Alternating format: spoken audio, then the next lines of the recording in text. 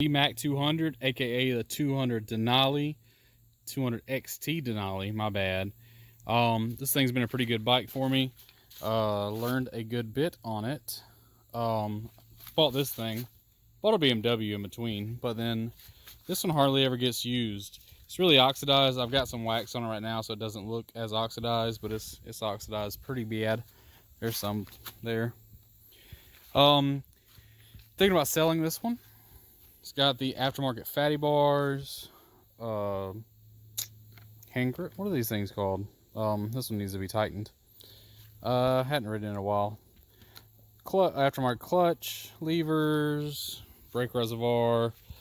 This plastic piece has popped out, so it definitely needs a new brake lever. Well, I say neat, definitely. It still functions just fine, but I would replace it for safeties. 2,578,000 miles. Probably not entirely accurate if we're being honest, because these things notoriously read like you'll be going 55 and it'll say that you're going like 70. And you'll be like, oh, anyways. So that's what the phone mount's for. I usually run a GPS Speedo. Loosen and tighten this thing right here, so you can position it how you want. But I usually run a Speedo app while I'm riding this one. What else? It's air cooled, 200 cc's. I think it's like 198 actually, or something like that. Very similar. It's very similar to the Hawk 250s, and the Bras 200, stuff like that. They're all pretty much the same engine. The 250s have a 229 cc, so it's 29 more cubic centimeters and displacement. You can use the same aftermarket carburetors and jets and all that jazz. It's got the aftermarket carb on it now. I've not changed the jet size. We could probably get a little bit more speed and a little bit more go-go juice. These are not a horribly fast bike. They're just not, which is one of the reasons they make such great beginner bikes. But it is a little goat. It does, like, you take it out in the woods and it'll climb almost anything as long as you play with that clutch while you're doing it. So I have put an aftermarket shock on it that's adjustable. This is I think it's the one they use on the Bra, or it's an upgraded one that I found online that a guy was using on his Bras. I have not adjusted it since I've got it. It kind of fit perfectly for my American stature. Let's just say 200 and then some. So that was 3 thens, right? Still on the stock rubbers.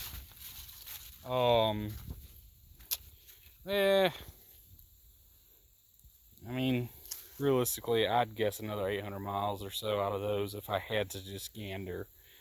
Maybe more or less, depending on, this thing mostly sees dirt, so we'd probably get another 1,000, 1,200. But if you do a lot of pavement, you're going to eat through those pretty quick.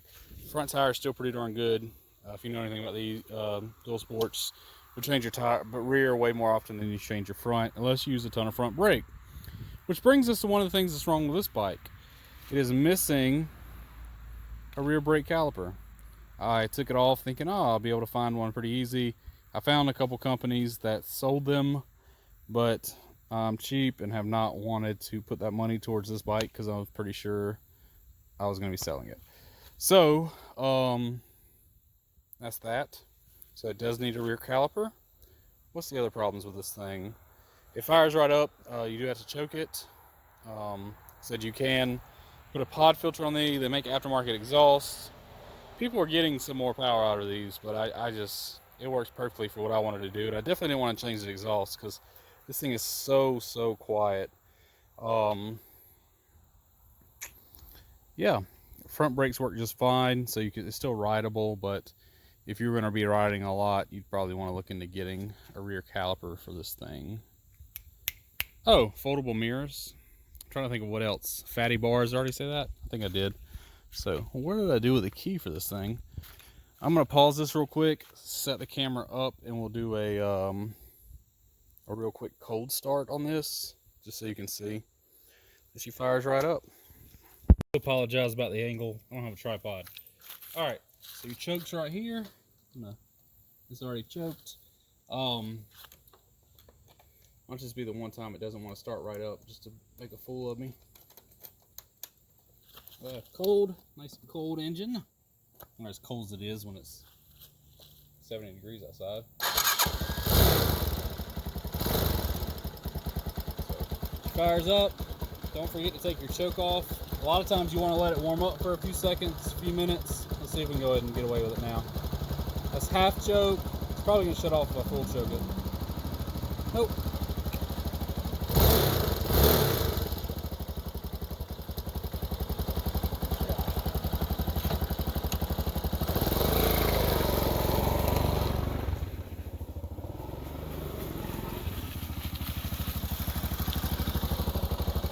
Squid.